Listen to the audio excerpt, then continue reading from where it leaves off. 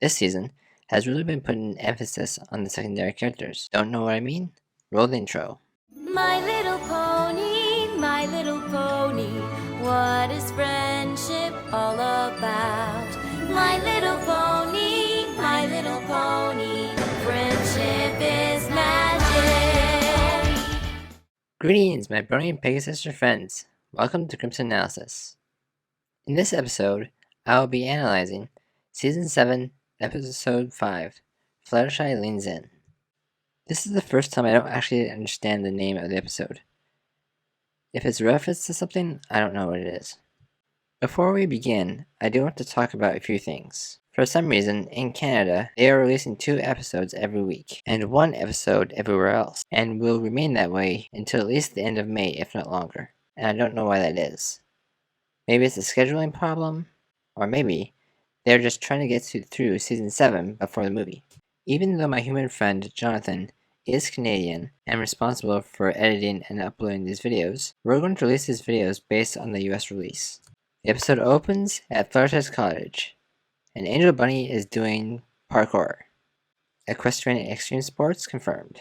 Now, even though a lot of us hate Angel Bunny so much, I actually feel really bad for him here. Dr. Fauna? That sounds familiar, and she looks familiar. I can't find where we were seeing her before. Well, I'm flummoxed. You bring me a dog, I've got it diagnosed in seconds. Snake even faster, but to be honest, I've never seen a real live dragon before. Who's a good boy? Sit.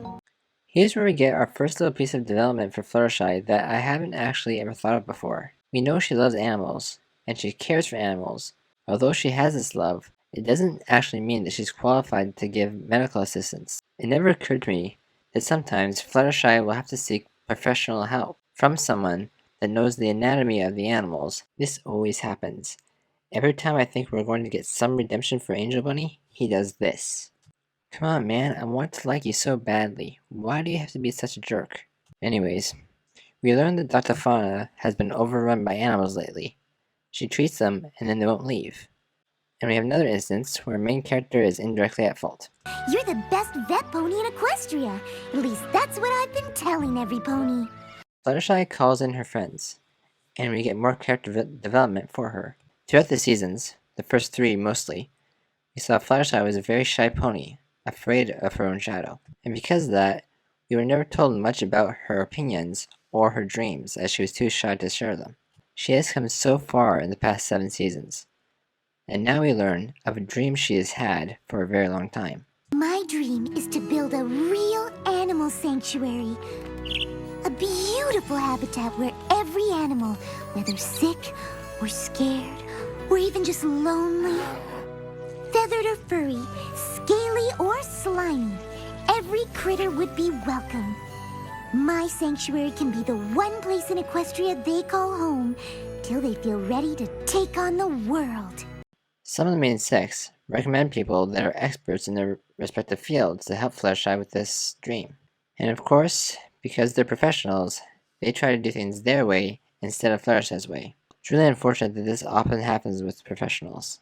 During the hiatus, I went back and watched through all the seasons, and I really got to see the progression of Fluttershy from the shy, timid pony she was to what she is now. She has really learned a lot, and learned how to become more assertive without being mean. We really see a big moment here for Fluttershy. We saw this a little bit in Flutterbutter, but here, she really uses her assertiveness to get her point across.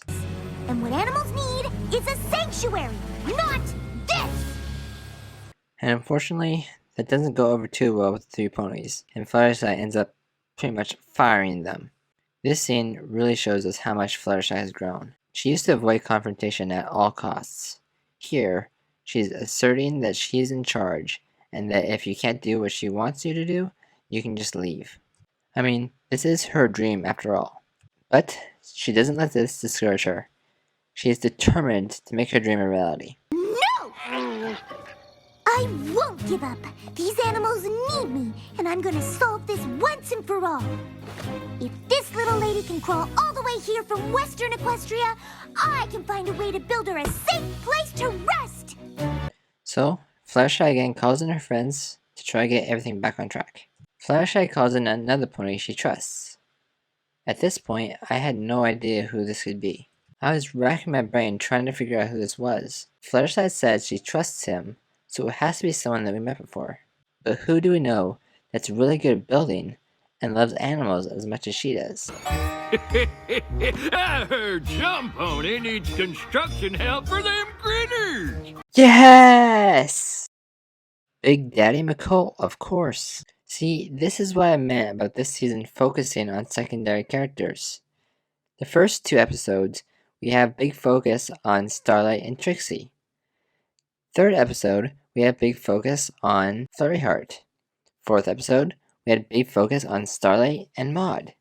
This episode, though it's more of a Fluttershy episode, we have Big Daddy McCool. I don't know about you guys, but I love this guy so much. He was my favorite pony in that episode. He was definitely the best pony for the job. Great at building, and cares about the animals, almost as much as Fluttershy. Almost. And thus, we are treated to a building montage, with Big Mac, Spike, and the CMC helping out. Fluttershy finally completes her dream, and it is beautiful. And here's the moral of the episode. Always reach for your dream. Even if people tell you it can't happen, keep persevering and keep reaching. Never give up on your dream. I mean, look what I'm doing. Me and Jonathan both had a dream to do this, what we're doing right here, making videos for you guys. It was our dream, and still is, do this full time. Though that dream hasn't come true yet, we are getting there. Jonathan is still working at a dead-end job that takes up most of his time. Maybe someday he'll be able to quit that job, and then maybe we can give you guys more than 1 episode per week. I look forward to that. Final thoughts, this was a great episode. It seems like every episode this season is better than the last one. Now, before you go and say that I like this episode because Fluttershy is my favorite character, no, that's not true. Luna is my favorite character. But Fluttershy is my favorite of the main 6. And I'm pretty sure I will have a lot of people backing me up on that. Anyway, we got to see Fluttershy being the most assertive she's ever been. As I stated, we've seen this before in Flutterbrudder and a few other times throughout the series, but here, it really comes to a peak, where she says if you can't do what I hired you to do, then just leave. This is a completely new side to Fluttershy. She's still the sweet, gentle, adorable pony we fell in love with, but now she has a lot more confidence and she's able to stand up for herself. Although, I love that this show is focusing more on secondary characters, I do sort of miss the old days where the focus was the main 6. And I'm really glad we got a little bit of that in this episode. Now don't get me wrong, I love the secondary characters. I love Starlight, I love Trixie, I love Maud, and I especially love Derpy. But sometimes it's good to go back. Although I love this episode, it loses points because it's predictable.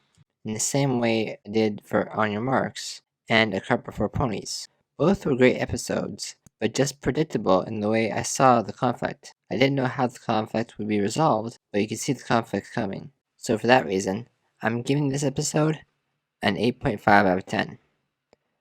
I enjoyed this episode more than Rock Solid Friendship, but because of the predictability, I'm docking points. Well, that's all for this episode of Crimson Analysis. I'm Crimson Shield, thanks for watching.